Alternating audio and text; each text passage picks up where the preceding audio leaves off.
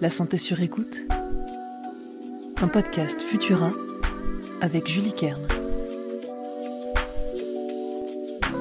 Bonjour, c'est Julie, chef de rubrique santé chez Futura. Bienvenue dans ce nouvel épisode de La santé sur écoute. C'est les vacances d'été. Est-ce que vous m'écoutez depuis la plage, bien installé sur un transat au bord de la piscine, ou encore sur les routes coincées dans les bouchons? Quoi qu'il en soit, restez bien attentifs car cet épisode de La santé sur écoute devrait vous intéresser. Qui sont les plus fragiles face aux accidents de baignade et comment s'en protéger au maximum? On en parle dans cet épisode de La santé sur écoute estivale. Chaque été, Santé publique France suit de près les cas de noyades mortelles ou non dans tout le pays.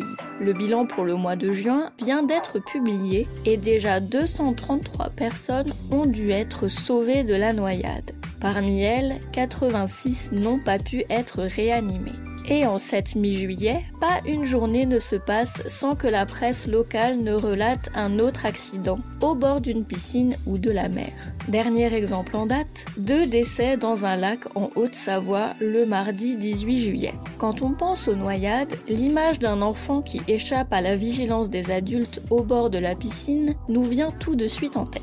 Et c'est vrai que les piscines privées sont particulièrement dangereuses pour les enfants. Mais ce que met en lumière le bilan de Santé publique France, c'est que les cas de noyades sont en plein boom chez les adultes. En effet, les noyades mortelles chez les moins de 17 ans ont augmenté de 5%, mais celles des adultes ont augmenté de 62%. Et pour cause, les adultes sont plus à même d'avoir des comportements à risque, que ce soit à la mer ou au bord d'un lac ou d'une rivière.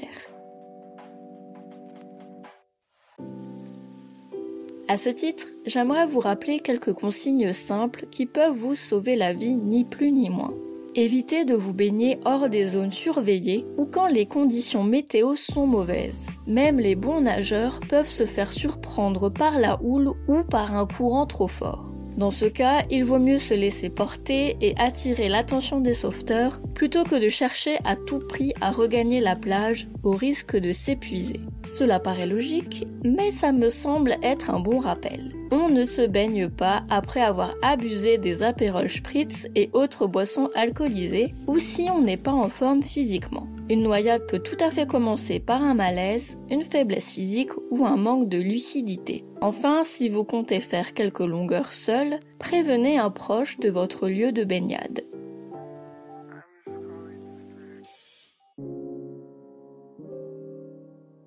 Concernant les plus jeunes, la règle d'or est de ne jamais les lâcher des yeux, même pas quelques minutes.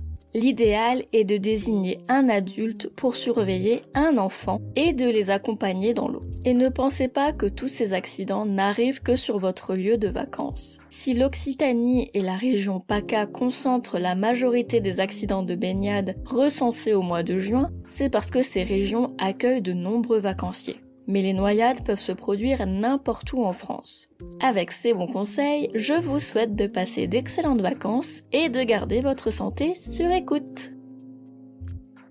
Merci d'avoir passé ce moment avec moi. Vous trouverez les sources de cet épisode dans la description pour vous forger votre propre avis. N'oubliez pas que les informations partagées durant cette capsule audio ne se substituent pas à un diagnostic médical émis par un médecin. Si vous avez le moindre doute concernant votre santé, n'hésitez pas à consulter un professionnel. Pour nous soutenir et améliorer notre visibilité, abonnez-vous et partagez ce podcast autour de vous. On se retrouve dans 15 jours pour un nouvel épisode de La santé sur écoute. À très vite!